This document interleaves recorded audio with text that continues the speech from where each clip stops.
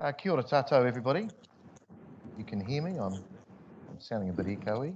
I can just see the councillors down the far end. Just wave a flag when you want to speak, please. Welcome to our council meeting of Wednesday, the 27th of May, 2020. And this council meeting is being recorded, so that should be noted.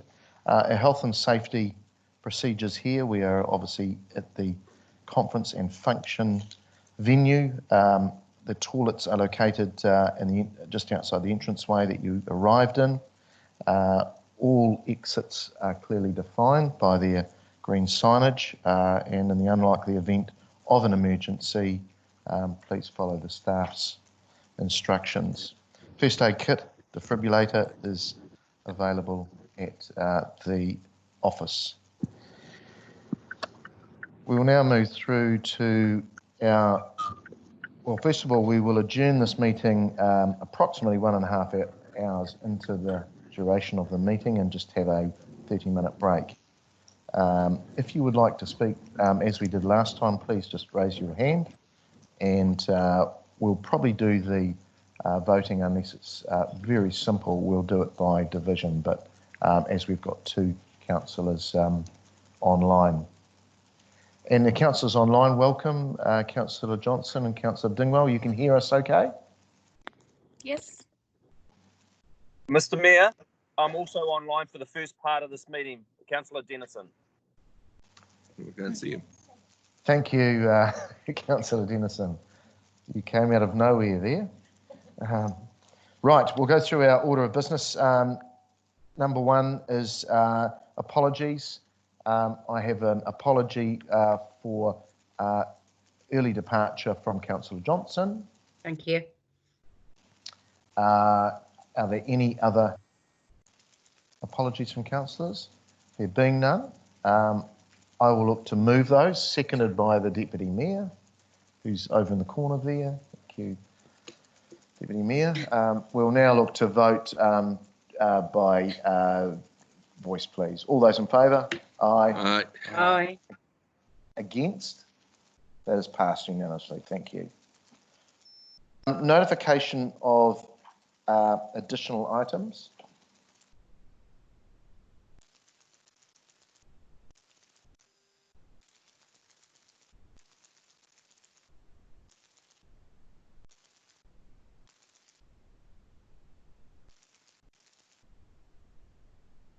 We do have one additional item, which is number 17.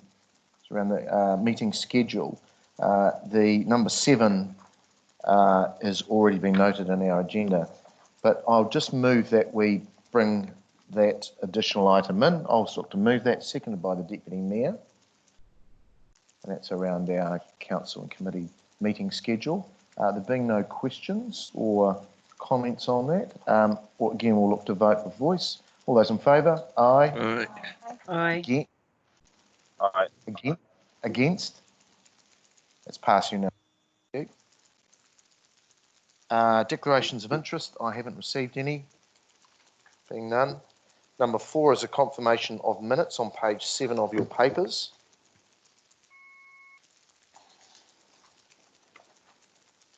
I'll just read this. Confirmation of minutes that Council resolved that the minutes of the Council meeting of the 29th of April 2020, Part 1, public, be confirmed as a true and correct record. I'll look to move that, seconded by the Deputy Mayor. Are there any matters arising? Right, there being none, we'll do this by voice. All those in favour? Aye. Aye. Against? There being none, that is passed unanimously. Thank you.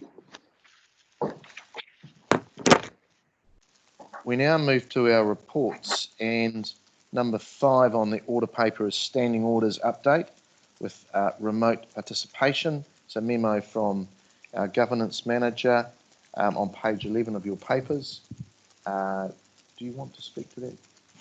Thanks. Only to say that should the epidemic notice be revoked, that's mentioned on page 12, That would happen on, we expect that might happen on the 25th of June, and council does meet on the 24th of June. So if we wanted to revisit that, we could then. All right. I'll open it up for any questions. Councillor Barrett. Thank you, Mr. Mayor, and thanks, Hannah. So just wanted to understand then relative to that June meeting, by referencing the fact that it's a day before when that notice may be lifted, are you suggesting that you might be bringing something to that meeting that would provide for continuity of the approach that we're taking now, or would you need direction from this meeting to consider that? I would be looking for direction from this meeting if that was something that councillors wish to pursue. At the moment, what we are intending to bring to the June meeting is a report that opens up the discussion for a general review of the standing orders. So that certainly is, there's an intention to bring that next month. And the general, excuse me, the general review would be a few months that it might take to get through that? That's right. The hope that we would create a working group to do that. Great. Thank you, Mr. Mayor. Thank you. Councillor Naylor. Thank you. Perhaps it's down the similar lines to what Councillor Barrett's already asked, but yeah, the part in the paper that talks about that should the council wish to amend the standing orders to allow remote participation to continue, this could be considered at the time. And so I guess my question is, if we needed to be quite responsive within a short period, would it be advantageous for us to change it now to prepare for that rather than waiting to such a time that we might need the additional flexibility in the future? I think when we made a change to the standing orders in March, it was done in haste. It was done because we knew that things were changing the next day, and it was done with a temporary statute on it. It was very clear that it would expire when we moved out of level 3. So it was my intention in this memo today just to note to you all that that has expired now. And if you wish to make that a long-term change, then we would need to do some work on that.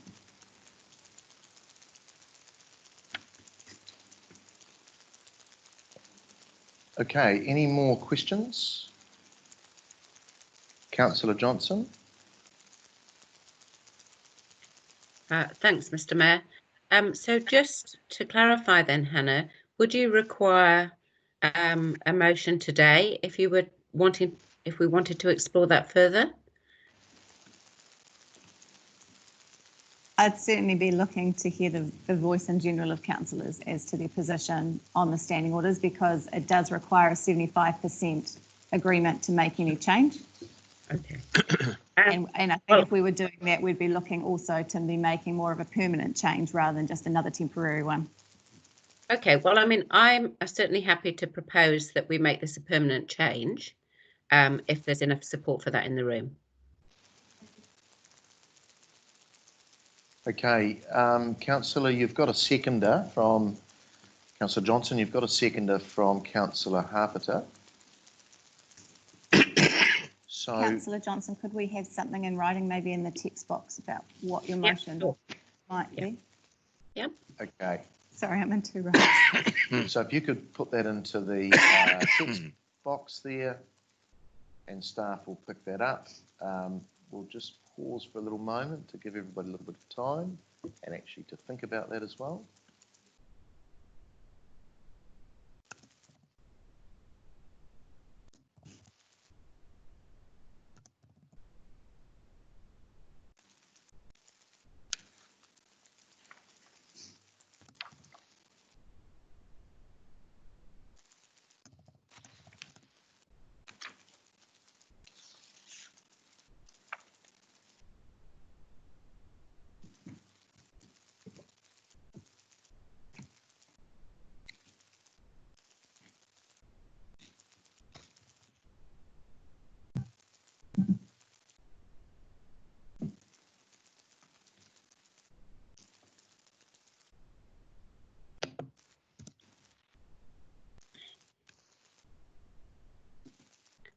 So I'll just read it out. I don't know if you can all see the chat box. I've just put that a proposal to allow remote participation in council meetings to be made permanent is brought to the council meeting in June.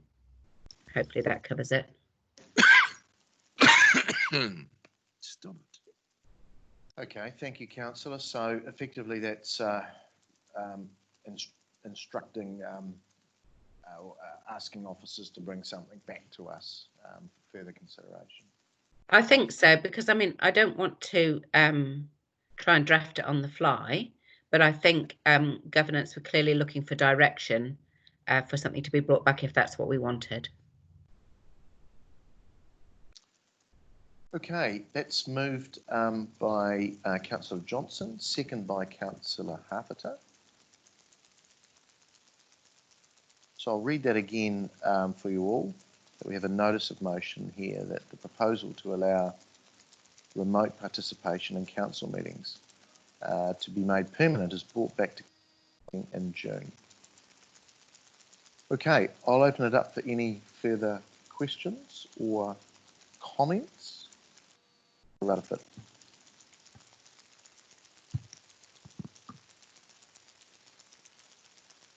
Thank you, Mr. Mayor. I'm just making a comment. Yeah, I'm really happy to support this. I think this is the most appropriate way forward to enable a little bit more time and care to go into the crafting of the wording to amend the standing orders.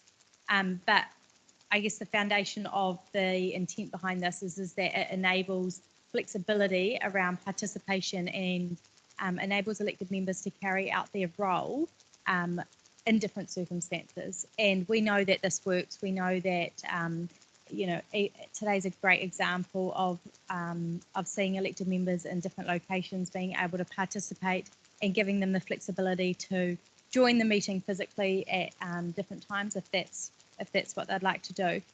But I think that this is a sensible way forward, and this shows as well that we have actually used this opportunity of the pandemic to trial something. It's worked really well, and we are taking our learnings and applying them for future participation. So this is just one way that we are going to remove barriers that people may be facing for participation, and I'm really pleased to see this happen. Councillor Barrett. Thank you, Mr. Mayor. Likewise, I'd be supportive of a direction coming back that would enable ongoing remote participation, but I would hope that it would be structured in such a way that remote participation is the exception rather than the rule. So I do think that it would be helpful in that paper to see some guidance and some boundaries so that we don't end up becoming a virtual council, because nobody actually wants a virtual council. They want a council that does generally meet together, but that does have that opportunity for people to participate remotely. We have proven 2 weeks running now that this is quite possible, and so it's very good if we can put that in place on an ongoing basis. Thank you, Mr. Mayor. Thank you, councillors. Are there any more comments? I'll go back to you, Councillor Johnson, as right a reply. I don't think I really need to go into this. I mean, I think it speaks for itself, honestly.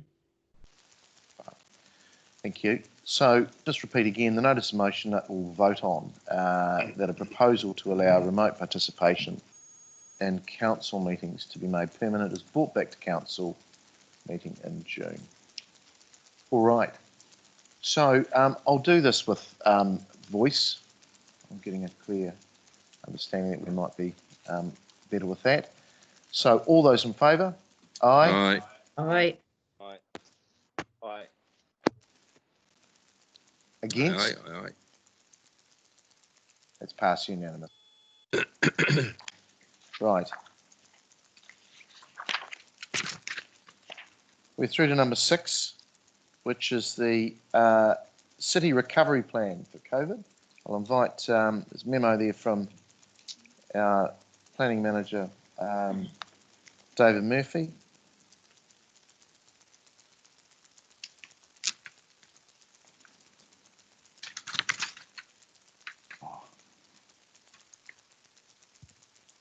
Kia ora. Yep, thank you. Before I invite the officer, my apologies. This is, I've missed this. We should actually resolve the substantive motion that's there, because we're to receive the report. So we've got to note that the contents of the report entitled Standing Orders Remote Participation of Council Meeting 27th of May 2020. I'll look to move that, seconded by the Deputy Mayor. My apologies that we didn't cover this off. But a process, are there any further comments or on this? There being none, we'll do it with voice. All those in favour? Aye. Aye. Against? It's passed unanimously. Thank you for picking that up. Back to you, David. Right, kia ora koutou, councillors.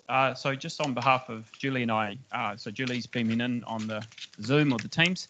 She's a co-author of this report and assisted with the recovery plan. So I'm just going to talk very briefly to the memo and the recovery plan, and happy to answer any questions.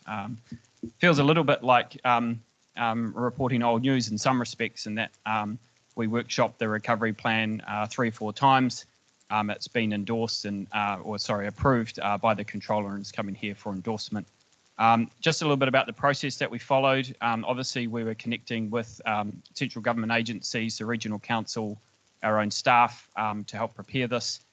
We engaged with those key stakeholders that are referenced in the recovery plan, and then we held a series of workshops with councillors to help finalise the recovery plan, which has now been sort of publicised and released. There are 3 key stages to that recovery plan, just to remind you. Recovery planning, stage 1, which was sort of that immediate response. Stage 2, review and update, and stage 3, long-term recovery plan. So just to remember, I guess, that the stage 1 actions are within existing budgets. Stage 2 is really about remaining agile and keeping abreast of the information, advice and opportunities coming out of Wellington. And stage 3 is really our long-term plan process and the way in which we will look to address recovery as part of that. And just remember as well, those potential actions that were flagged in stage 3 are in no way committed. What the legislation requires us to do is to think long term about our recovery. So we've flagged some things that we may want to, that we will look at and investigate as part of the long term plan. But as I've said, there is no formal commitment to fund those as yet. So happy to answer any questions. Thank you, David. I'll open up the floor for any questions. Councillor Barrett. Thank you, Mr. Mayor, and thanks, David, for the report.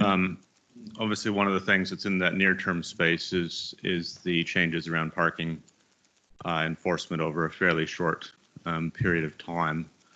Just wanted to get a sense of what data might be able to be collected during that time to understand the impact of changes of parking enforcement on sort of utilization and turnover in car parks.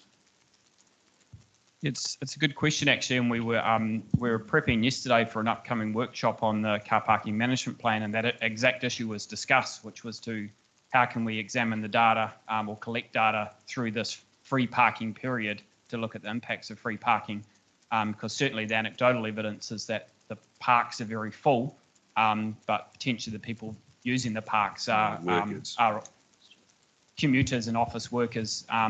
There are some challenges around the way in which the FROG system works and able to capture data, if people aren't required to pay. But what I can say is there's some work happening at the moment about how we can best capture what's happening during the duration of the free parking to inform that workshop that's coming up on the car parking management plan. But I don't want to give any guarantees that the system will be able to provide really good quality data in terms of how long people are parking, given the way the FROG system works. I'll just ask our CFO to comment. Yeah, if I can just make a comment on that. We do have access to the FROG data, and I share David's concerns that I guess the formal look at that data hasn't yet been done, but my guys had a look at it yesterday, and so I guess anecdotally and looking at the data, despite it looking really busy at the moment, despite the free parking, we're still not at the utilisation rates that we were pre-COVID, even with the free parking. Thank you both. So if I can take from that answer, David, that this question is already very actively on council staff's mind, and further direction from this meeting around that question would be fairly redundant. Would that be a fair summary? Yeah, I mean, the conversation I was having, you say, was separate to that. Obviously working remotely to the issue Stuart was investigating, but I think it's fair to say that the nature of the question you've asked has been investigated. Great, thank you. Second question, if I might, and then we'll let others jump in. Got a few here, but just go one more. In page 17, there's a reference to the sort of implementation of the recovery plan being monitored through the quarterly report, and I just wanted to clarify which quarterly report that was and whether that was a report that comes to council or whether that's an internal monitoring function that's referred to. That would be the quarterly report that comes to council. Thank you. Mr. Mayor. Councillor Naylor. Thank you, Mr. Mayor, and thanks, David.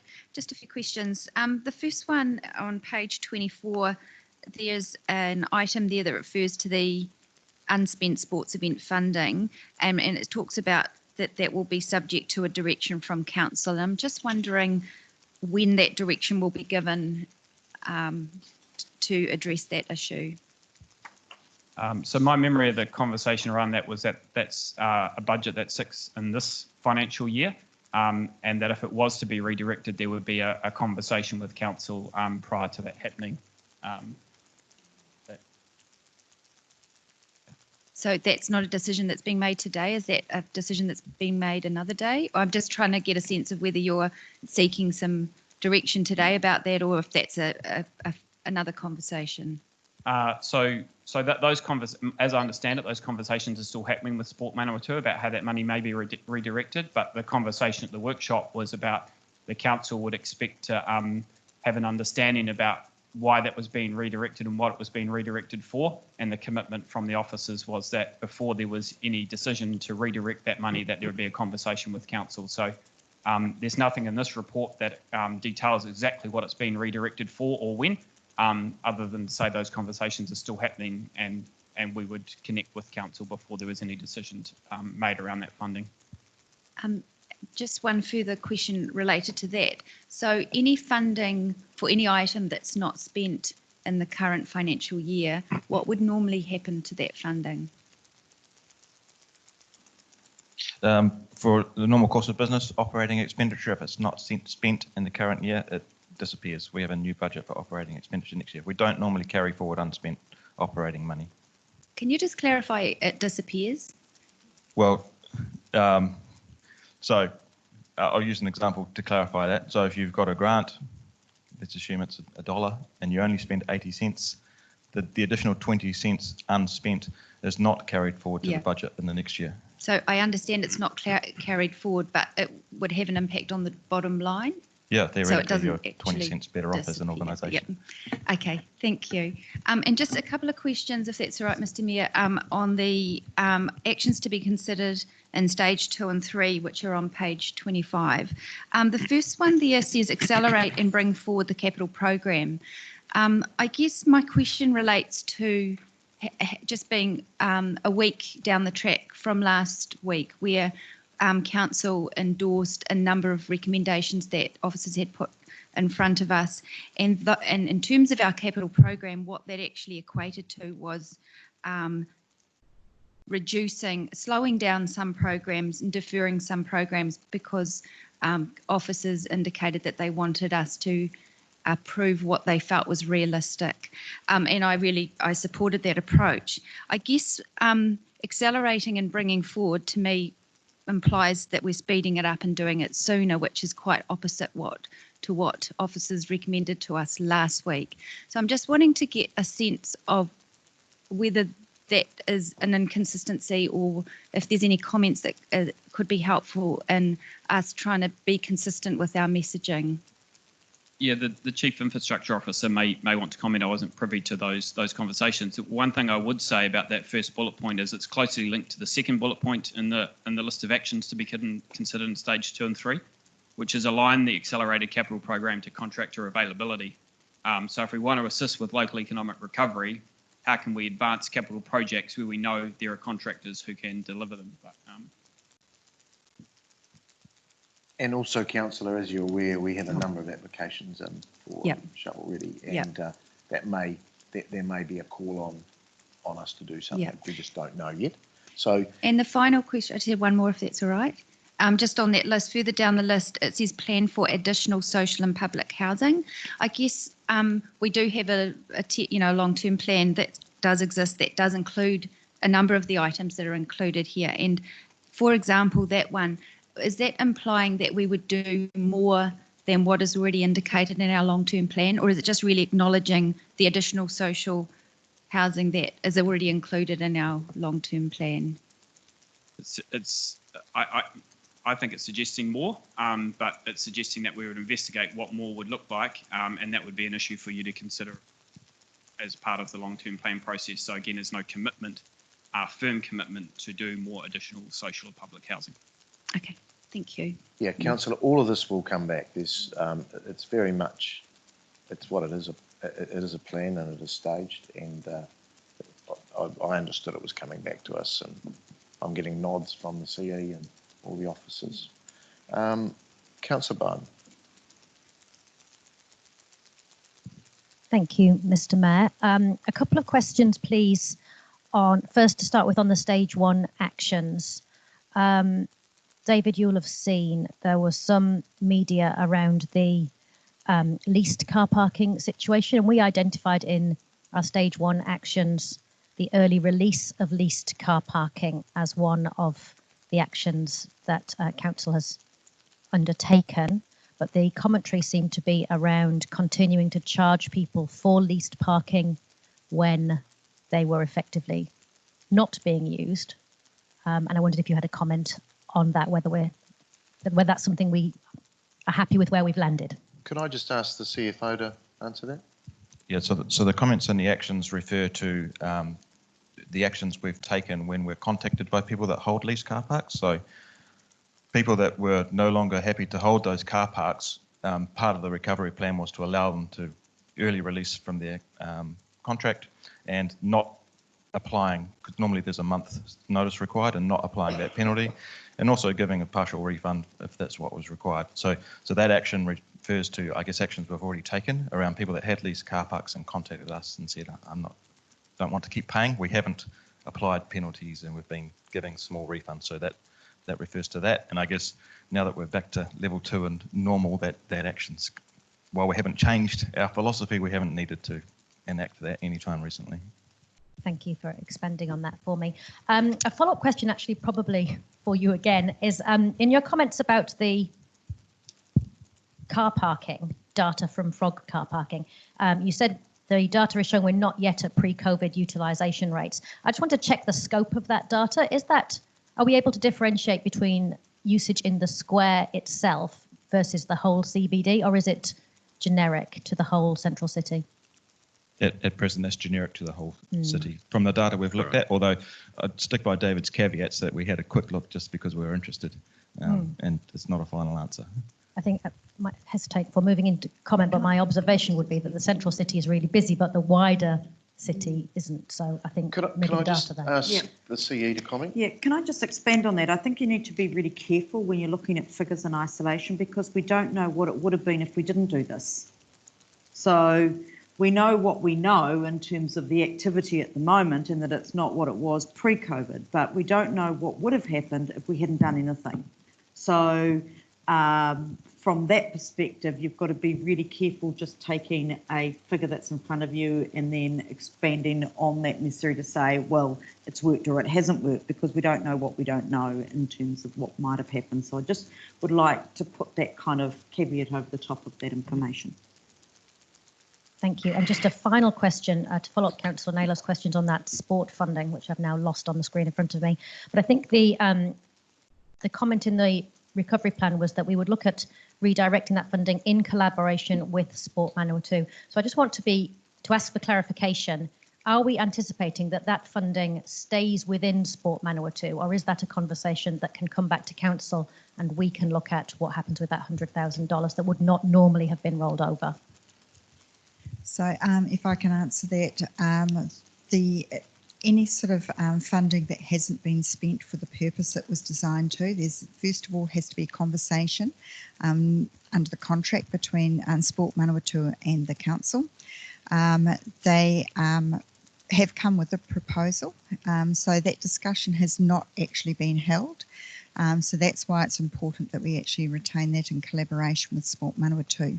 So at this stage, until that conversation's been had, in terms of what they're proposing around alternative uses to help with the recovery in terms of post-COVID with sporting organisations, that's still under consideration, as well as any particular funds that might be required to be returned back to council as per their contract.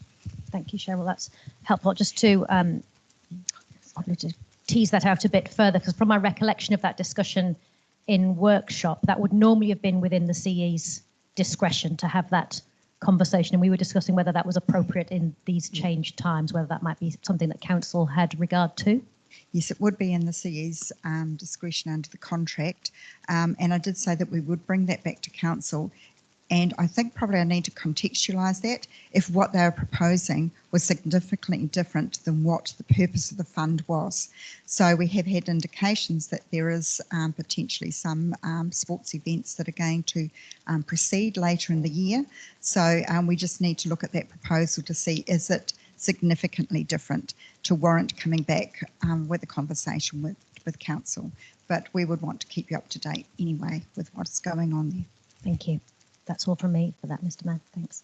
If I could just comment as well, because I have been talking to Sport Manawatu as the mayor, that Basketball New Zealand and Volleyball New Zealand are trying to host their secondary school sports events, and there may end up being 2 in 1 financial year, just to do a catch up.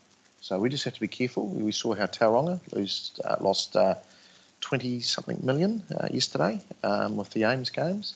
13 million is what those events are worth to us. So we just need to take stock of that when we consider that. And I think it's good that it is coming back properly, because it has moved as this whole COVID recovery has moved, because there was talk of it being redispersed in other areas. But I think you'll find it will actually end up going back into the events which it was truly meant for. But we'll let them come back to us in the near future. Councillor Butt. Thank you, Mr. Mayor. My question is regarding the free parking again. Apart from not receiving any income from the parking fee, are we liable, or are we already paying any amounts to any external parties due to this zero charge? Any contractors or?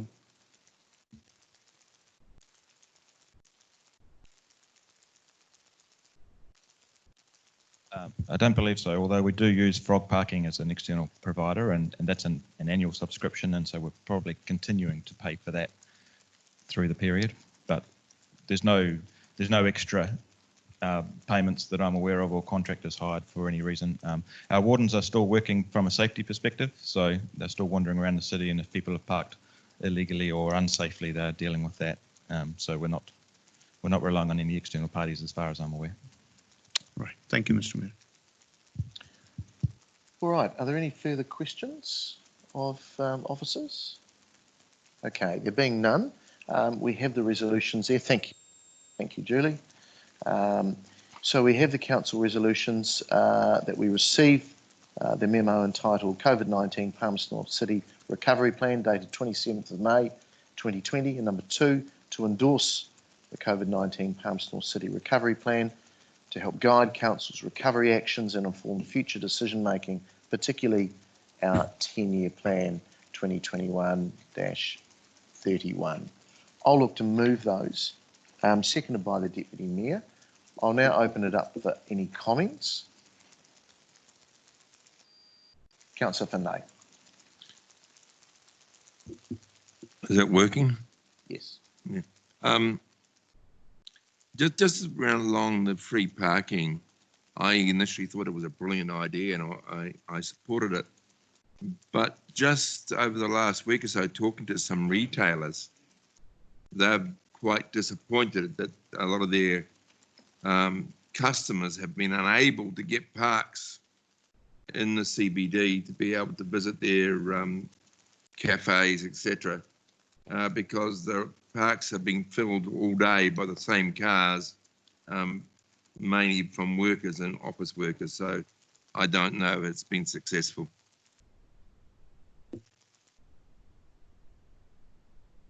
Thank you, Councillor. Councillor Naylor. Thank you, Mr. Mayor. I think this paper coming to council is really the first time that we really look to consider, aside from last week, that is, what council's approach will be to this recovery. And I really would like to acknowledge the work that's gone into this document and the initial actions that the council has taken, which I think have been admirable. And I would just like to give credit to staff in the way that they did respond to this, the COVID process. In terms of what our approach going forward is, that there's no denying our role in terms of stimulating the economy, in terms of how we can help our community recover going forward. I think that the tension in that we'll need to consider now and into the future, probably for the next year or two, I'd imagine, is how we balance that with what our ratepayers can afford and what our ratepayers are actually willing to fund. I'm really supportive of us doing, taking our role and doing what we can. I think we need to just be a little bit careful that we don't overpromise and then underdeliver. I think we need to pitch this in a way that balances both things and appropriately. A lot of the comments in this document do talk about accelerating, speeding up, bringing forward. I think what we have in our long-term plan, in our current one, and I know I recognise that is to be debated again next year for the next long-term plan, but what we do have in there is an incredibly ambitious plan. And I just want to acknowledge that, because I think what we really came to last week in some of our consideration was a willingness to accept that perhaps that we needed to do what was realistic in terms of our capital plan, and I appreciated the officer's advice and the recommendations that came back to us, which actually meant that some of our capital programs are being slightly delayed or slightly deferred. We are progressing with them, but we have actually got a slightly smaller capital program going into the next financial year than what we originally anticipated. So I guess why I'm saying this is that I think we just need to be really careful about not sending out mixed messages, and that we do kind of pitch it right. Generally, I'm comfortable with a lot of what's in this document. However, I don't think it's pitched quite right in really portraying that balance that we hold in tension, that we will have to do these things in a moderate way, in a way that it considers the affordability for our ratepayers. There's a lot of language about increasing things, accelerating things. We also need to perhaps have some language in there going forward that's about prioritising things or reprioritising things, because I think we will need to do some things differently. But I don't think what we need to do going forward is to add a whole lot of things over and above what we've already planned to do.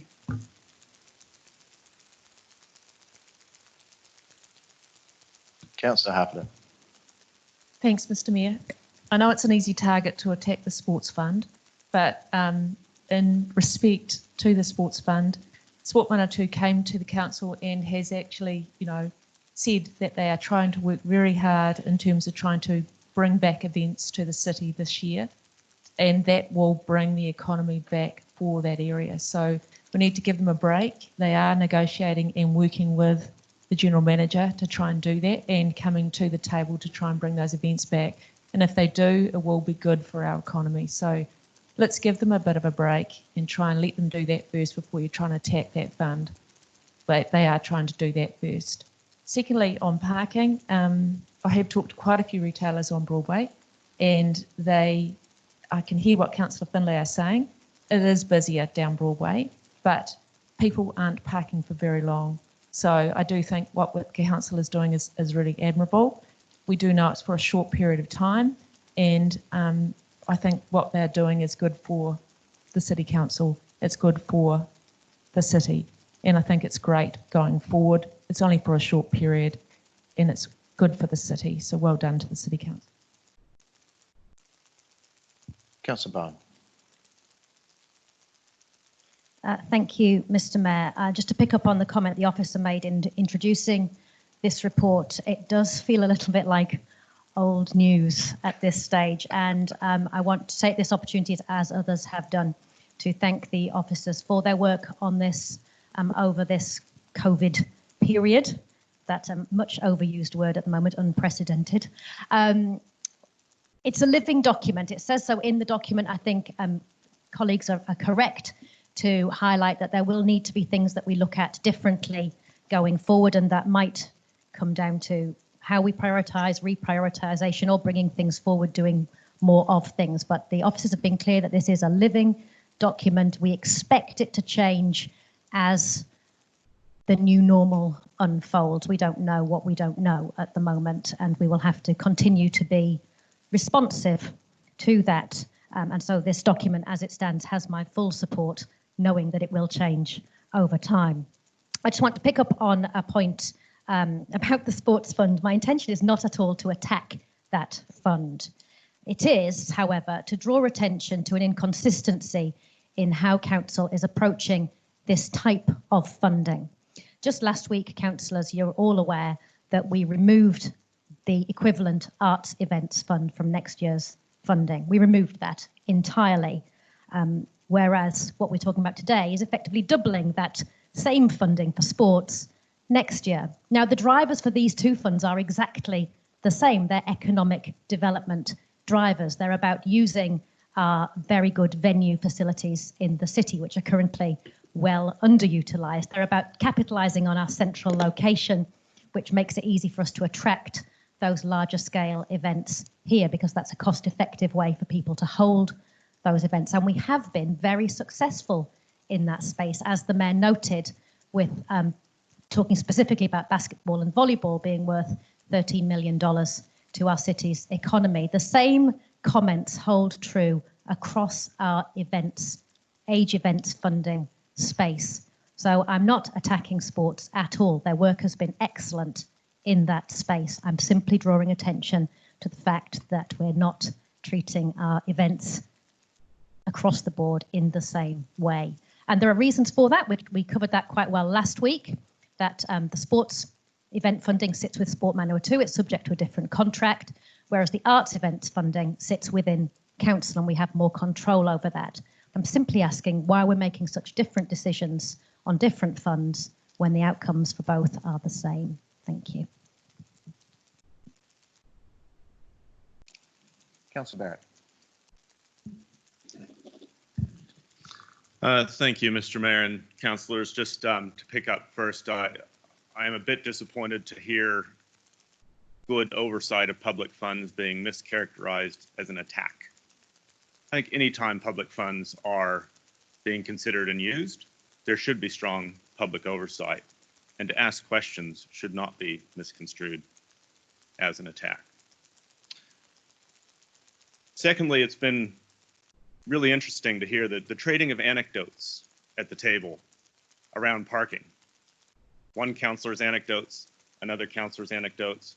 No doubt everyone in this room has anecdotes about parking right now. The point is that we need data. And so I'm really, really pleased to hear that, and rather than being reliant in the future simply on anecdotes, which it has felt like we have been quite often around parking, we'll actually have some data coming out of this unintended experiment on what might happen with different parking enforcement in the city center. Yeah, the chief executive is exactly right. We will never know the counterfactual of what would have happened if, because you can never actually run that experiment. But having some good data around what happened in May with parking when we decided to turn it into nearly a free-for-all is, I think, going to be quite instructive in terms of how we think about the future and parking management. As finally turning to the substance of the plan, I'm very happy with where it sits broadly. I'm a little bit concerned in that quite a bit of the stage 2, stage 3 signaling is around the long-term plan. And that's 12 very long months away. And there are people looking for jobs. There's businesses that are going to be suffering during the 12 months in between. And I hope that we are very agile as a council in terms of looking at some of those substantial proposals in stage 2 and 3 as soon as possible, and hopefully in advance of the long-term plan, if needed, to make sure that there is an appropriate level of stimulus in the local economy. Other councils are already out consulting on some quite substantial proposals that look reasonably similar to some of the aspects of our stage 2 and 3. So I'm sure that the council staff are not waiting to just put it into the LTP. I'm sure they're looking to do that as rapidly as possible, and I just want them to know that from my perspective as a councillor, I'd be welcoming things coming back as soon as possible so that we can actually drive some of those larger initiatives forward to keep an appropriate level of stimulus happening in the city's economy. Thank you, Mr. Mayor. Thank you. Councillor Dennison. Thank you, Mr. Mayor. Really, the retaining the 100,000 for sport Manawatu I see as being very strategic and important. If we have the opportunity, as the Mayor's outlined, having those national age group sports tournaments here, and we're having 2 in one financial year, I believe that's a really great opportunity that we should keep the provision for. One important difference in many cases with keeping this money is this money is going to create events at Arena. And Arena is our asset, and at the moment it's almost dormant. We need to kind of utilise the space and activate what it's intended for. And so I see this as being a real strategic alignment and for that place. One point that is maybe not promoted as widely into the community is when we did the annual budget assumptions is that we were going to remain in level 2 till the end of the year and move into level 1 in 2021. And the trend so far is the nation has actually responded very well to COVID-19, and we're exiting out up to 100 come Friday with the number of people at a gathering. And it's possible that that might be lifted completely well before the end of the year. And so we'd want to make use of that with events like at the Arena, like national age group sports tournaments, and to keep that provision in now, I think just makes a lot of sense. And I'm surprised that it's had come in under question. The other thing around parking, the free parking's up till next week, so it's hardly worth bringing that forward any further, that conversation, so I'm not going to. The only other thing I'm going to ask Mr. Mayor is on this, just interesting with the perspectives on this, ask for a division on the vote. Thanks. All right, thank you. Are there any other comments from councillors online? Would our councillors online? No? Okay. All right. We don't have any further comments. All right, I'll just sum up if I can. Look, I just want to acknowledge the staff as well. Thank you for pulling together something very quickly. I just want to repeat that it is agile. It needs to be fluid. It's not locked in stone. It's not linked to a, well, it is linked to an LTP, but it's not wedded. That LTP was set 2.5 years ago. Things are going to change. We know that. Please don't get hung up on some of the small specifics. We've talked about arts and chopping sports funding and or doing something different with sports funding. We aren't voting on that. We're just, all we're doing is voting to endorse this plan in its entirety. So the parking, look, again, I think that will change very quickly. It comes off next week, basically. And I'd have to say we probably got it just about right. We did talk about doing that longer. And I think we've got it about right. We've shown, because it is pretty well the only thing we've done for the CBD and small to medium businesses in that CBD area. So look, again, we've got it staged so we can discuss things later on. I do agree with Councillor Barrett that we probably will need to look at things again in a quicker space than maybe 6 or 12 months. It will need to come back, and I understand from the officer that it's coming back formally at a quarterly report. But I think we probably will have a discussion just about at every council meeting about where we're heading. So I would encourage that. So look, there are no further comments. We'll look to vote. We'll do that by division, and I'll ask to do that now, please.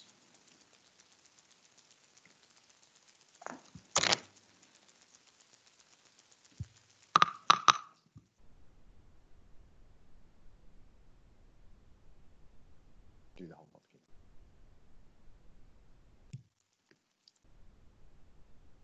Mayor Smith, Councillor Naylor? 4. 4. Councillor Hancock? 4. 4. Councillor Harpiter? 4. Councillor Beatty? 4. Councillor Johnson? 4. 4. Councillor Butt? 4. Councillor Rutherford? 4. 4. Councillor Dennison? 4. 4. Councillor Finlay? 4. 4. Deputy Mayor Utikere? 4. 4. Councillor Meehan? 4. Councillor Petrinas? 4. Councillor Dingwall? 4. 4. Councillor Bowen? 4. Councillor Barrett? 4. 4.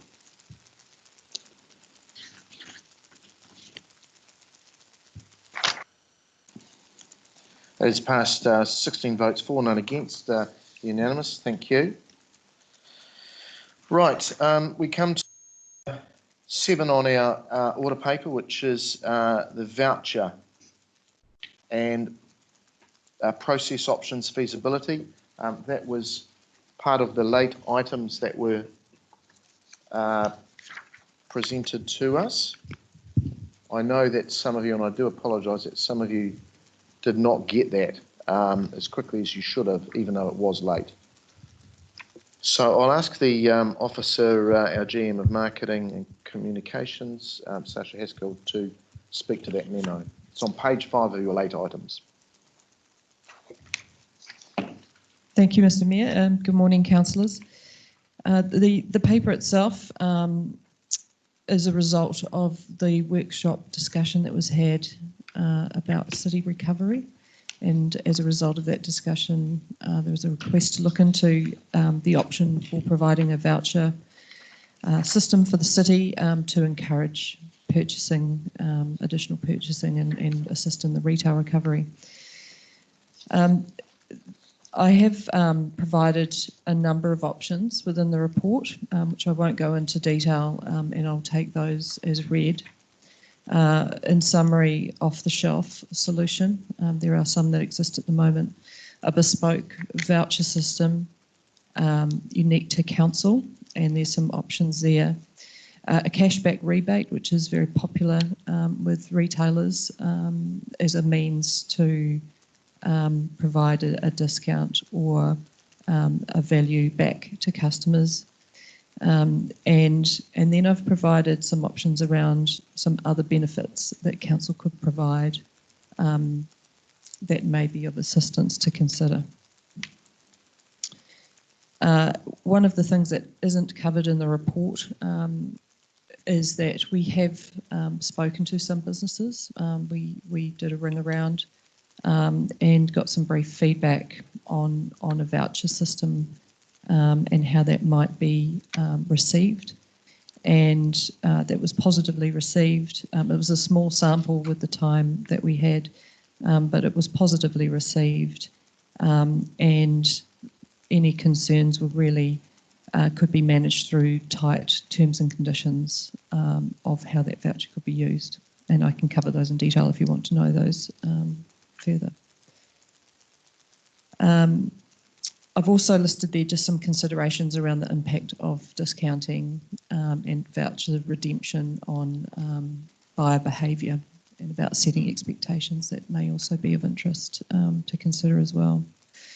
In general, responsibilities will fall between the merchant, the buyer, so the merchant being the retailer or store, the buyer, and also the council if we were to administer a voucher program.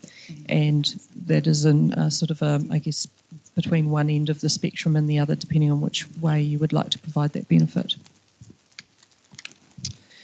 But I'll take the report as read, and that's a summary of any additional information I may add. Thank you, Sasha. A couple of questions. Councillor Rutherford.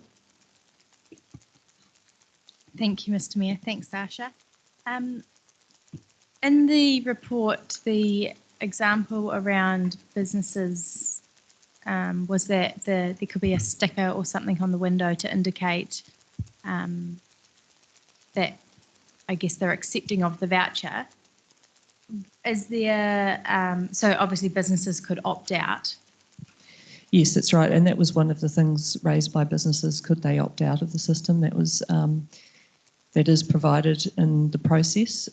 We have, as part of Choose Manawatu, so we were linking Choose Manawatu, which is our Buy Local campaign, with the voucher, and we can provide, there are stickers going on the windows of the Choose Manawatu retail outlets, and there are certificates for those that don't have shop fronts to put in their store, into their offices. So there is a recognition of their, registration within the Choose Manawatu program. That also allows us to look at those businesses that are located within the Palmerston North City boundary, if you choose to wish to offer it to just Palmerston North businesses. So if it was offered to Palmerston North, would each voucher have a unique code? It could be if you were to print them specially and depending on how you distribute them. So we could print unique codes and have them distributed by mail, but that does come with a postage cost unless you print it as a generic voucher and it's placed in something like the Palmy Proud or in a rates notice as an insert. So that gets around, I guess, the postage side of it, but it does segment the people that will be receiving it. So they'll be rate payers as opposed to residents. Likewise, if it was a Palmy Proud distribution, that would be residents because we do a household drop within the Palmerston North area and broader actually. So if the intention is to stimulate retail spending, the question is, and something to consider is if people did want to use more than one voucher or, and I've suggested there a minimum purchase of $30 for every voucher, is that a bad thing? If people spend more money and use more vouchers, is that a bad thing? Counter to that is, redemption, you may not get 100% of redemption. So it's one of those things you sort of can't predict, but it's likely that there will be a number of vouchers that don't get redeemed. And in the event of, I guess what you're suggesting there is photocopying or that kind of, would that be a negative thing? And I guess from a cost to council, it will add the additional $10 for every time someone uses that voucher, but likewise it does stimulate over sort of 2 times the amount of spending, 3 times the amount of spending to redeem that voucher. So it is stimulating the economy. Okay.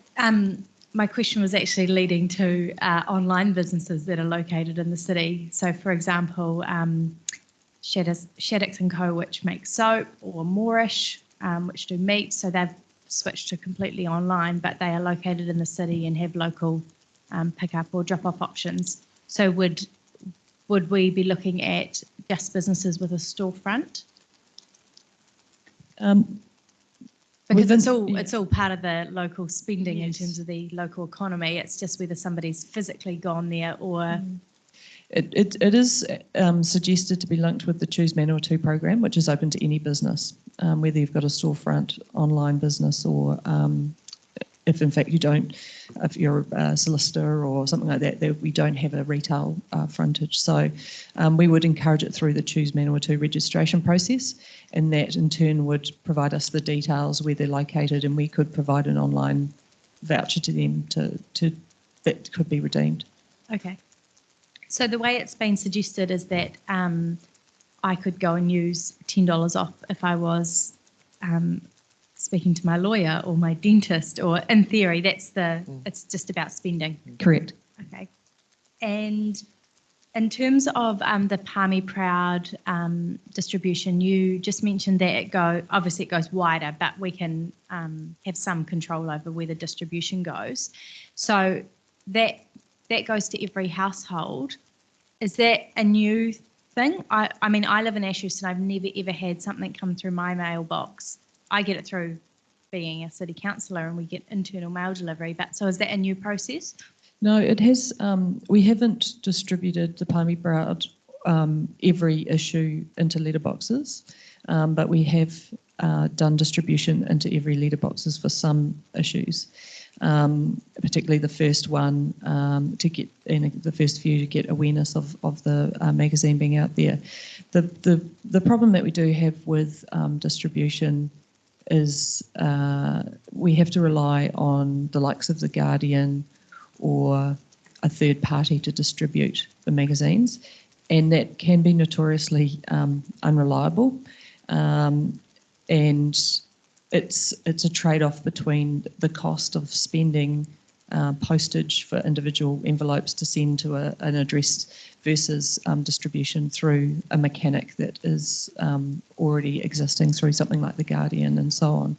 So it can be unreliable. So it does not surprise me that you didn't receive a magazine in your letterbox. I haven't had a Guardian for about 3 years. I'm not sure that they deliver to Ashurst anymore. So it's the same, the same distribution people that. Yeah. Sure. Sorry, that was probably incorrect. To say And then just to clarify, sorry, Mr. Mayor, just cut me off when you want me to stop. A lot of questions. One voucher per transaction would be the rule, or I could go and get 50 vouchers if I'm, maybe paying my lawyer for a sale and purchase agreement that's going to cost a bit of money. I could go and get a handful of vouchers and get a good discount, or would we say one per transaction? Yes, you can cover that off if you've got numbered vouchers. You can cover that off one voucher per transaction.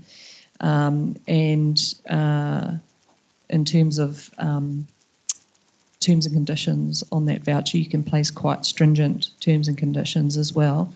For example, you may not want the voucher to be used for alcohol or something like that. And so we can make them very tight in terms of terms and conditions.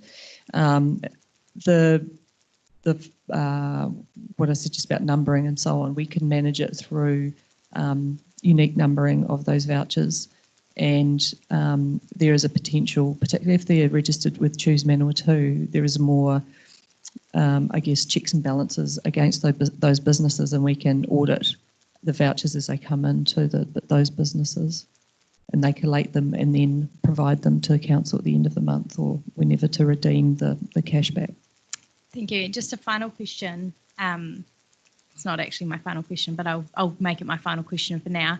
Is there any way of, so if we're investing in this voucher model to encourage spending and give our residents, a little treat, is there any way of stopping, say, MDC residents or Horowhenua District Council residents from acquiring or printing or, somehow getting those vouchers and then we're giving them a little top up as well, or?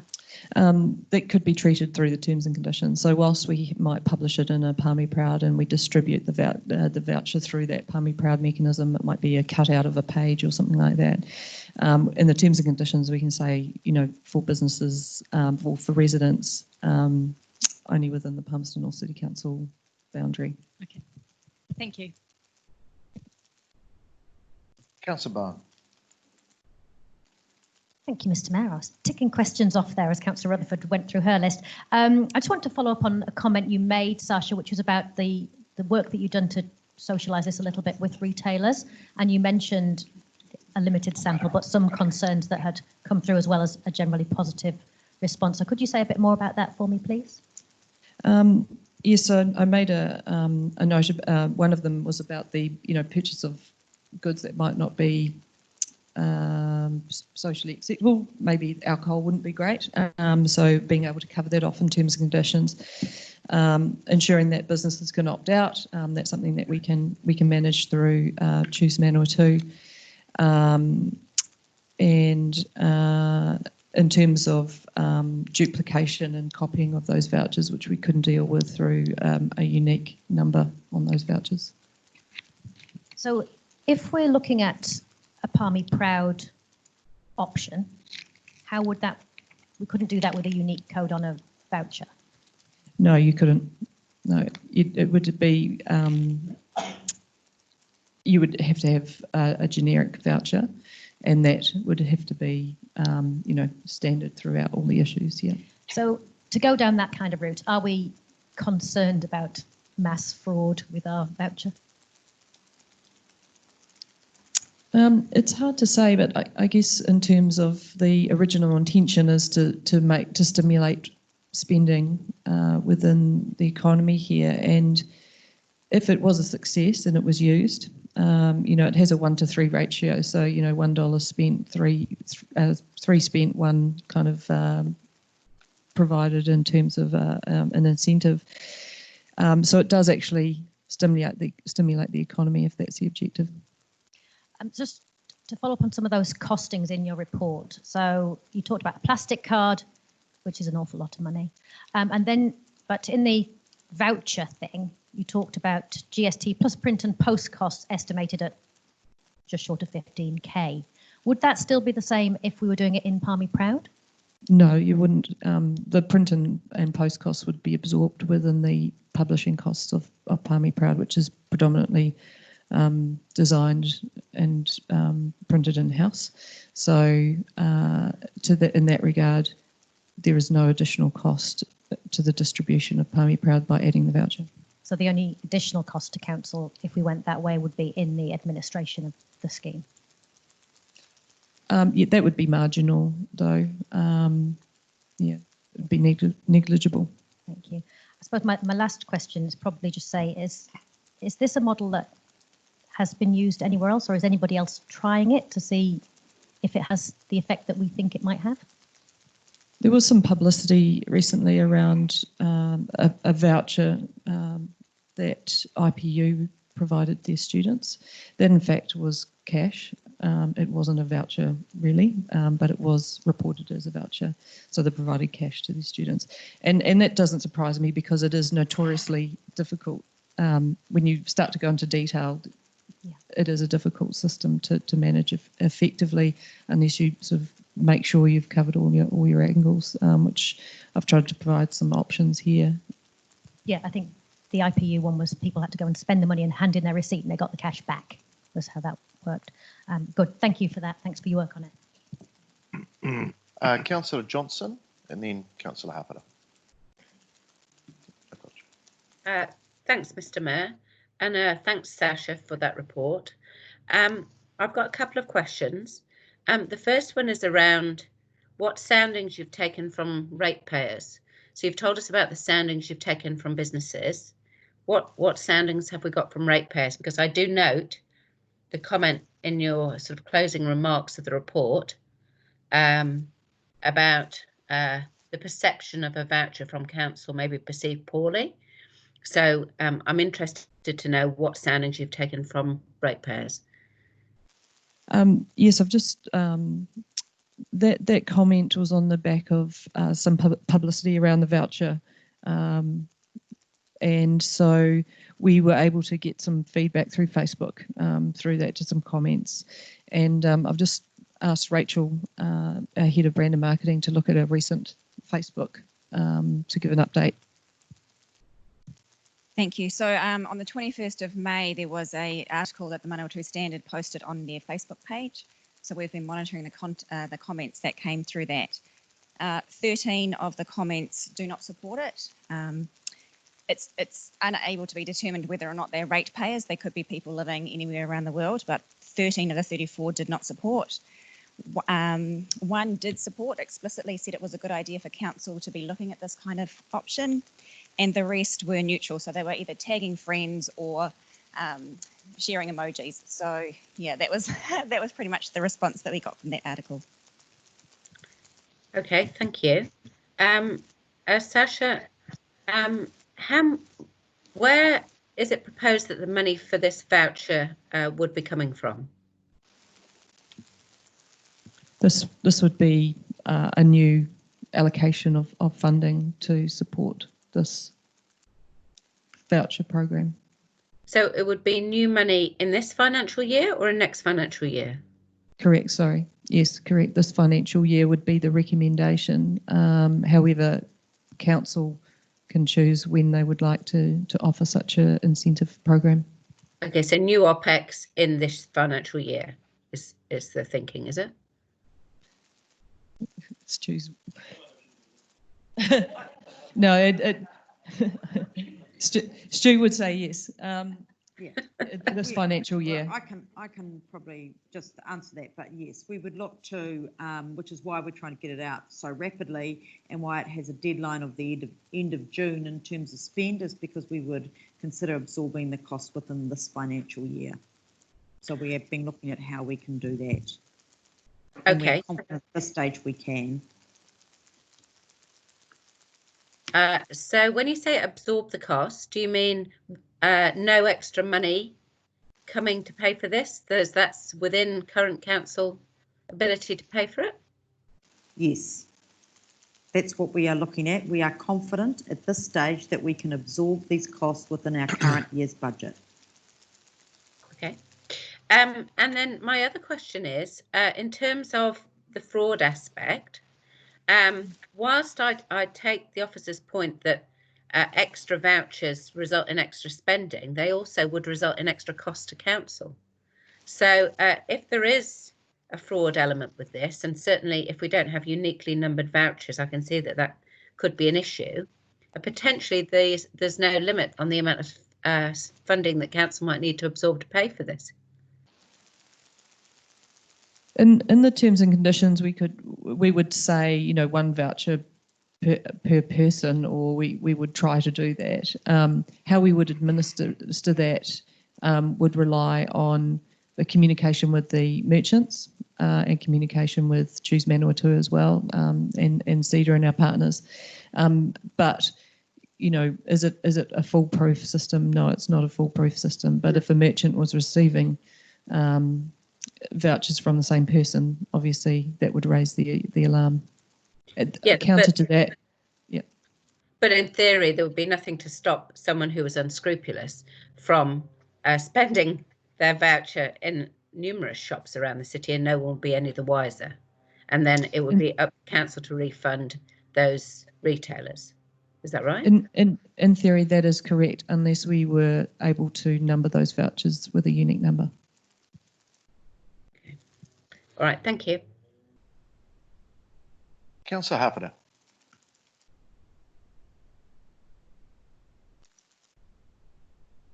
Thank you, and thanks for the report. Just a couple of questions, and I do only have two.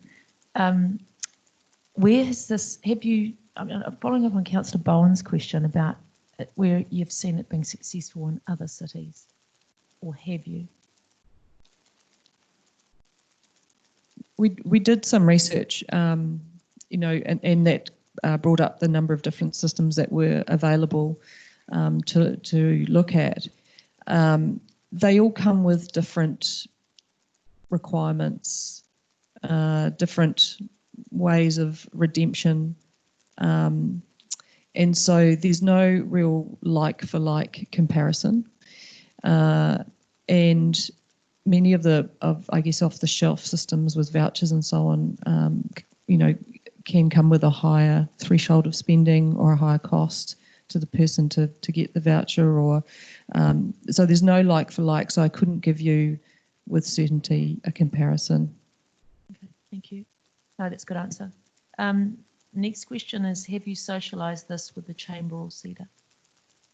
Yes, we have. I might get Rachel to comment on that. Great.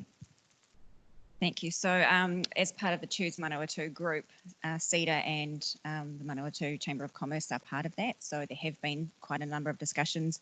And in fact, when we started to develop the Choose Manawatu program itself, one of the options was, would we try and encourage the participating businesses to offer some form of discount to stimulate that spending?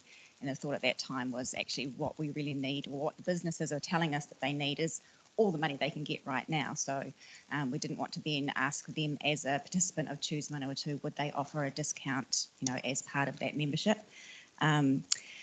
But as we've been progressing through and looking at the options within this document here, we did then bring back to the table, could we, as council, offer some form of discount or voucher process.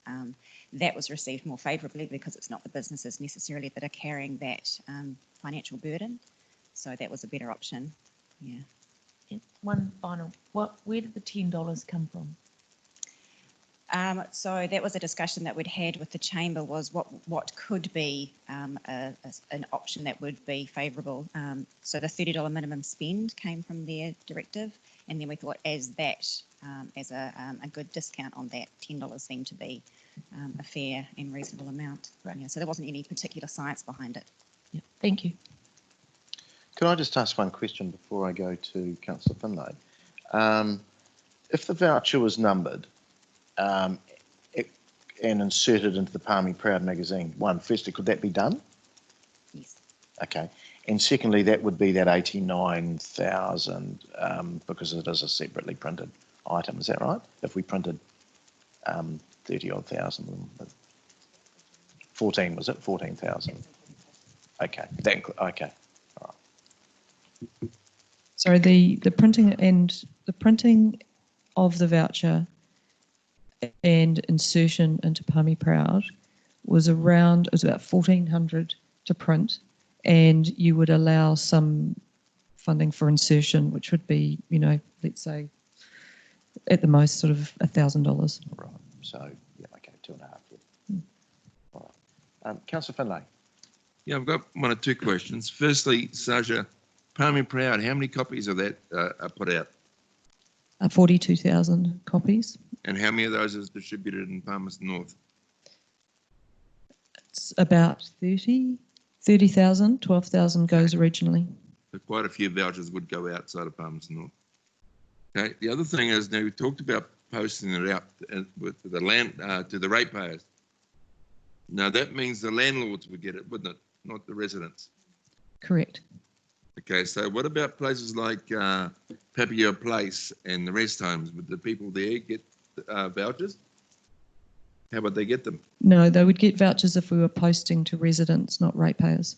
Yep. So if we went to the ratepayers, the landlords would do quite well. Some of them would get several hundred, possibly, and others will get none. What about the warehouse and supermarkets? Would they be able to catch them in warehouses and supermarkets? That could be covered in terms and conditions. Yeah, but not for alcohol or tobacco or something like that. Yeah. Okay, that's fine. The survey, the social media survey you had, your Facebook survey, when I looked at the results from it, 13 were against it, 1 was for it, and the rest were just mucking around. Does that not tell you that people don't really want it? Because what I'm concerned about is really we're asking the ratepayers to cover this expense. To me, it doesn't seem like the ratepayers want it. Would you agree? I can't answer that. Okay, thank you. Councillor Butt. Thank you, Mr. Mayor, and thank you, Sasha. Probably on the same lines, Councillor Bowen and Councillor Johnson has already asked, can there be a mechanism or condition that we could trace the actual user of the each voucher or the consumer? You could, but it'd be very expensive to put that mechanism in place.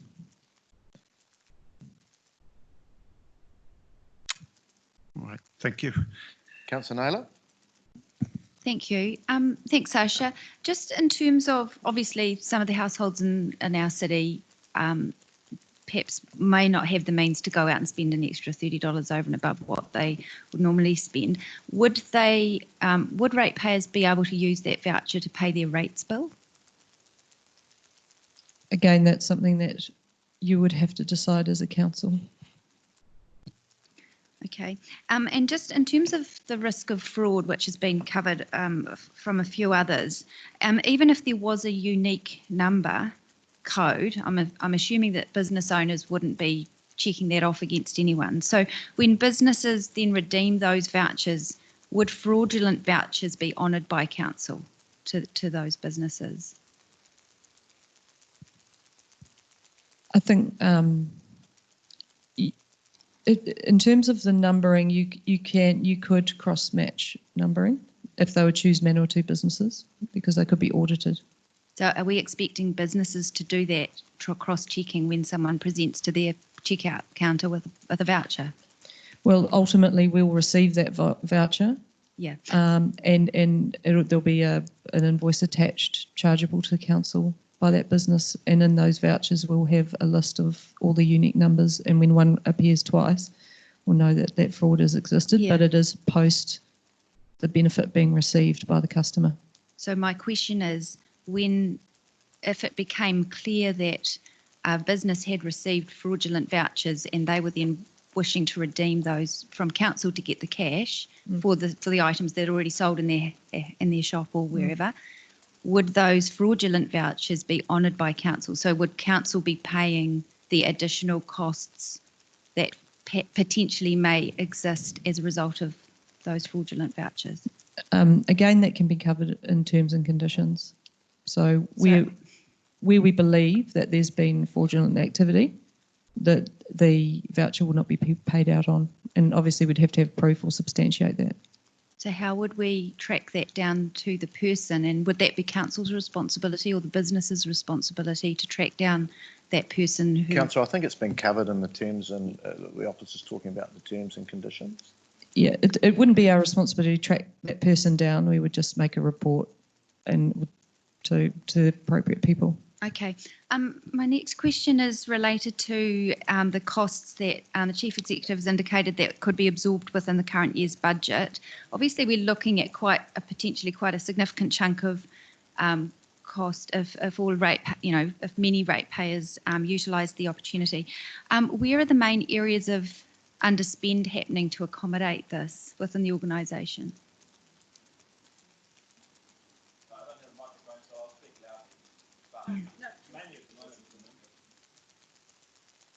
Interest. Okay, I heard that. So you'll be aware from the last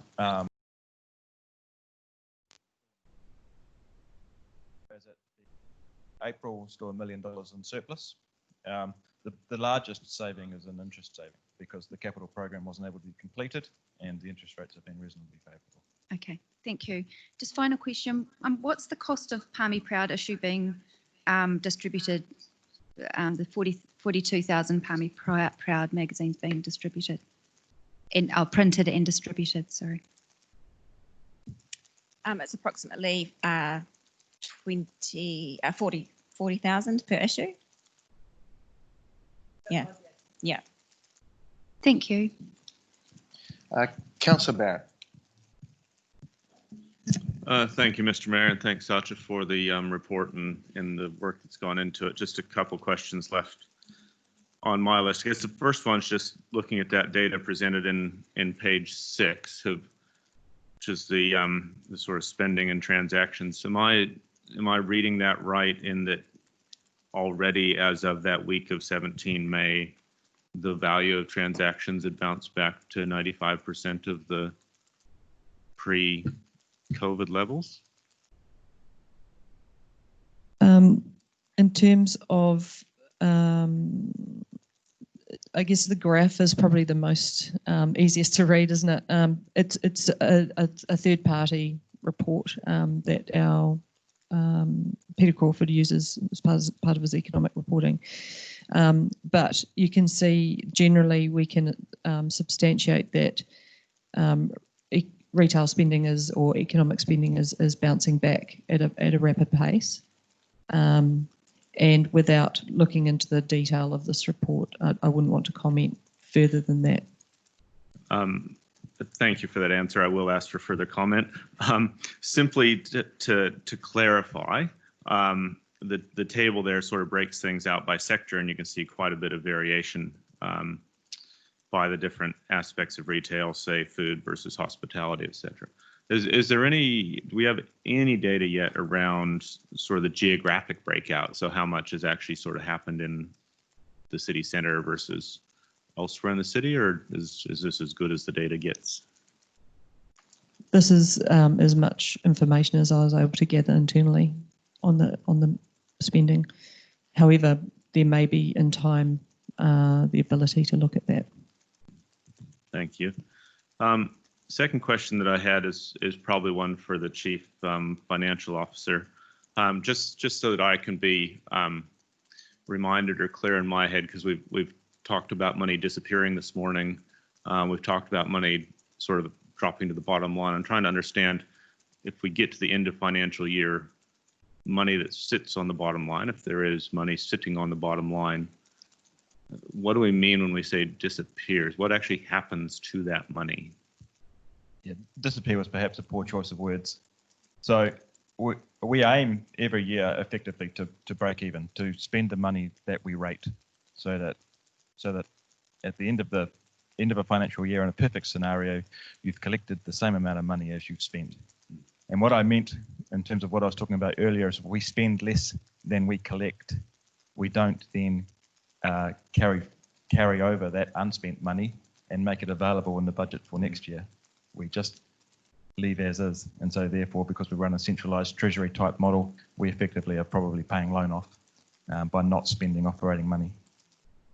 Thank you. So that, just so I'm clear, then the likely outcome of any excess funds at the end of the year is debt repayment is the most likely. That's likely. However, I guess it's imprudent of me not to make a comment that it will be close this year. It will be tight. I think early in the year we were running big surpluses. I think you can expect them not to exist at the end of the year. Yeah. Great. Thank you, Mr. Mayor. All right, councillors, thank you. Oh, one more. Sorry, Councillor Beattie. Thank you, Mr. Mayor. Sasha, where is the data that says if we give $10 to each ratepayer, that the shops or businesses will get that benefit? In terms of, are you saying $10 in cash, or are you saying? Well, this voucher system, where is Yes. the data that says if council pays $300,000, that there's going to be $3 million worth of economic benefit by doing it? Or whatever that figure may be. It's a multiplier. Yeah, so where it's is what's the multiplier and where's the data? So it's I guess the economic benefit comes back when the voucher is redeemed, and the cost to council is incurred when the voucher is redeemed. Yes, but how many businesses does this involve? Could involve anybody that wants to join it, Councillor. We've got 243 so far on Choose Manawatu. Mm. So could be 500. So if you divide that by how many vouchers, how many? So you would. Okay, what I'm asking is, okay, if I can have a voucher, I spend money in the city all the time. So I've now got a voucher which I'm not spending my own money, I'm spending ratepayers' money. So where is the data that says this is additional money? Yeah. So the voucher is only usable if you spend a minimum of $30. No, you're not understanding. Sorry, it may be the way I'm. Okay. I think it's the way you're couching it. Okay, if we didn't spend the money, what's to say the businesses would have got that revenue anyway? Because I was going to spend my $10 to pay my dentist, as Councillor Rutherford said. So I was going to spend that money anyway. There's no way of answering that question. So we've got no data to support Correct. that it will stimulate any. Okay. Correct. thank you. Sorry. Yeah. Yeah. No, sorry, and it may have been the way I was. Now, has this been run through legal? And I'm really concerned about our legal liability. That if we have a voucher printed in a magazine, that suddenly we get $500,000 presented to us. Where is our legal liability around this? Has it been run past legal? The legal liability lies in the terms and conditions of the voucher. So any liability is stipulated within that. So by utilising the voucher, you agree to those terms and conditions, and that would require legal oversight to provide those terms and conditions. Going back to one of the other councillors' questions, if I go around 250 shops because I have replicated even a voucher with a unique number, how, when they're presented, we've still got that liability. I mean, all these things, I'm not sure what the answers are, and I'm just Councillor, I've concerned. done lots of vouchers in my former life in advertising, and they are all legally checked for terms and references. Things like fraud are all covered. I think this is a different voucher because. I've done stuff that's had millions of vouchers for international Well, companies. we may differ on that, and I'm just asking the question because I haven't got sufficient information about the legal and whether we get, often vouchers go to one specific area, like for instance when we did Manfield, so it was people going to an event. This is totally different. It's a 250 to 1 ratio. So you've got 250 businesses, say, as you quoted before. So what stops one person going into 250 businesses? And at the end of the day, do we have that legal liability or not? And how do you cap it? You would cap it through the budget allocation. If you've got $500,000 worth of vouchers and legal, I'll cover that in my comment because I think that's an issue. It can be covered in terms and conditions. So you can say the voucher program is to a maximum value. Okay. And the other thing is that you're talking $300,000. Has any other work been done with, like if we put that $300,000 into any other area, like for instance, people riding bikes into the city and presenting 5 different passport for for receipts or something like that. Have we looked at alternatives where we may be able to get a better bang for our buck? I think the question answered is around the voucher which came as a result of the workshop specifically. Okay. So we've looked at no other alternative. Correct. And my last question is around all the distribution costs and additional work to council, as that's going to take on, it's not just 300,000. It looks to me like we could end up with another 30, 40, $50,000 worth of operational costs around this. If you look at the distribution or whether we go postage, because that hasn't been decided, there looks to me like there could be something between 10 to 50,000 depending on which way we go. It has been costed into the report, and it's about $15,000 to send via post. So what about all the other costs like the legal check-in? Could I just ask maybe the Chief Financial Officer just to comment on the admin? You're talking about admin side? Well, all of it, because it'll have to get legal over it. You'll have to prepare terms and conditions. Will have to be, so it's not just. So could I ask the CFO to maybe answer some of those? Yeah, I mean, it's probably a little bit of a hospital pass because I don't actually know, but I would assume we would use our own internal legal resource in order to come up with the terms and conditions and put that on the voucher. I guess I have it does depend on what option you choose. So Sasha's correct. If we were to print our own and independently mail them out, that has a reasonable cost element to it. In terms of processing it at the far end, again, the cost is probably, from my team's perspective, in terms of recovering the money to the businesses, the costs are not huge because it's something we already do. We are putting some burden on the businesses by assuming that they'll invoice us and send us the detail. That's correct. And so we're not doing that work for them. We're effectively just paying a bill, which is for us is a little bit business as usual. So the cost is up front, I guess, in terms of the printing, the delivery, and making sure they are okay. But I don't think the admin costs are, in terms of what's being proposed, I don't think the admin costs are huge, but there are some, no doubt. Thank you. That's all my questions. Okay. Finally, Councillor Megan. Thank you, Mr. Mayor. Just the question I have is around if we have fraud, and I've heard it said that the voucher would come in, the retailer gives a discount, then they put the voucher into council and council pay them. But I've also heard it said that council won't pay on a fraud one, so the retailer effectively out $10.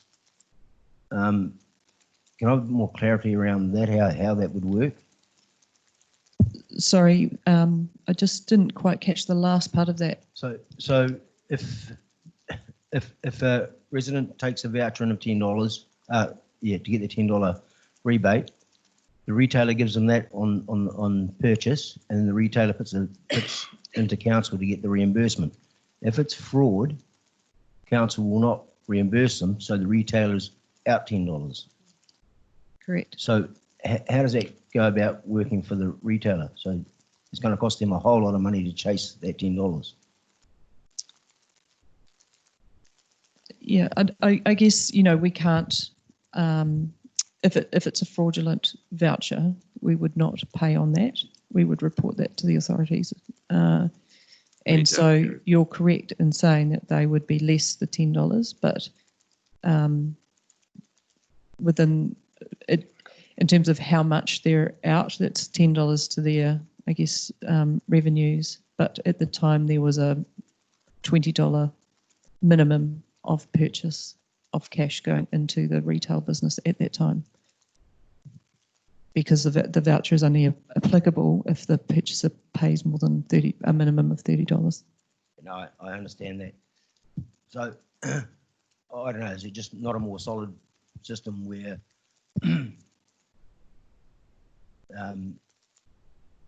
I don't know, a system where the voucher can come through, it's scanned, if that number's gone or whatever, it can't be purchased.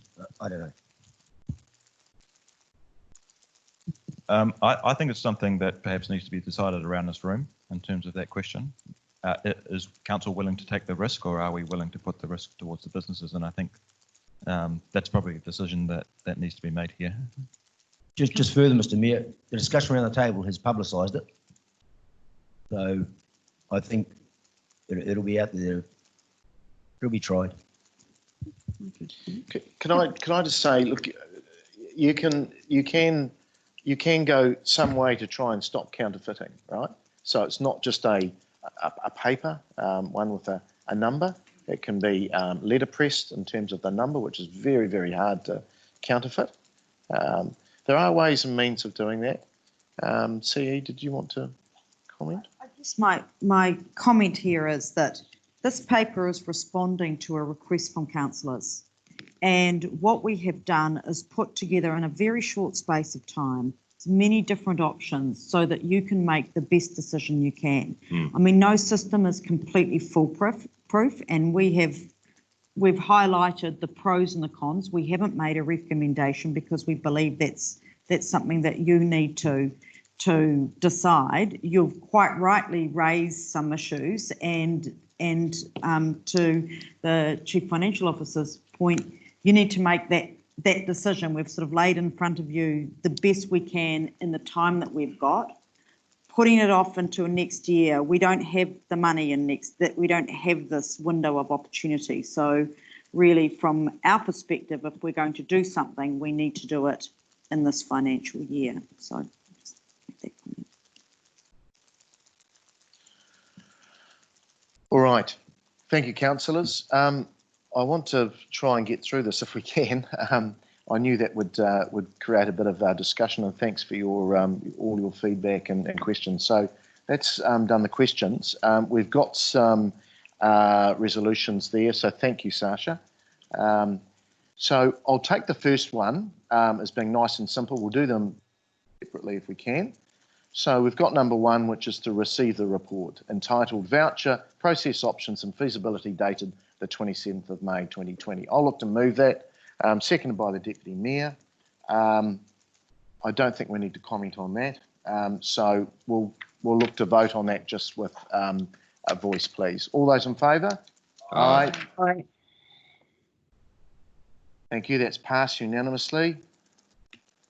I now have, for number two, I have a notice of motion for number two, which is around bringing a voucher option of 2B to the table.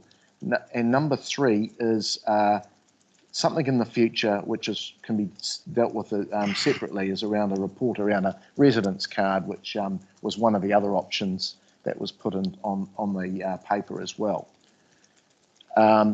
So if I could go back to the first one, and I'll take them separately. I have a seconder for that, and that's Councillor Bowen. Excuse me, Mr. Mayor, just point of order. Is it a notice of motion or is it an alternative recommendation?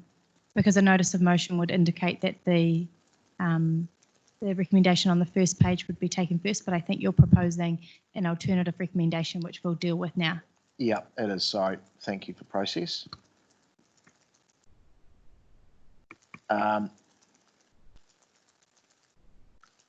And this recommendation is around the Chief Executive be instructed to introduce a voucher system as outlined in option 2B to be distributed via the Palmy Proud magazine in early June with the following conditions.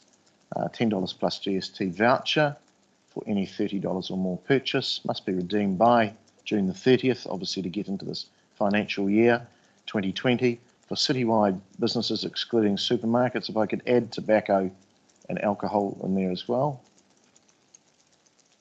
And that the business payment would be via invoice and voucher redemption back to council. If I could just make a couple of comments to that before others wish to comment. Mr. Mayor, I was just checking, were you going to break after an hour and a half? Because otherwise I anticipate quite a bit of debate on this, and it is 10:30, after 10:30. Just whether we start debate after we break. Yeah. Okay, we might do that because I'm pretty sure that all of you will want to comment either way, one way, against, whatever. So, okay, I'll leave it there. We'll break for a period. We have some morning tea here. Thank you. All right, we'll adjourn till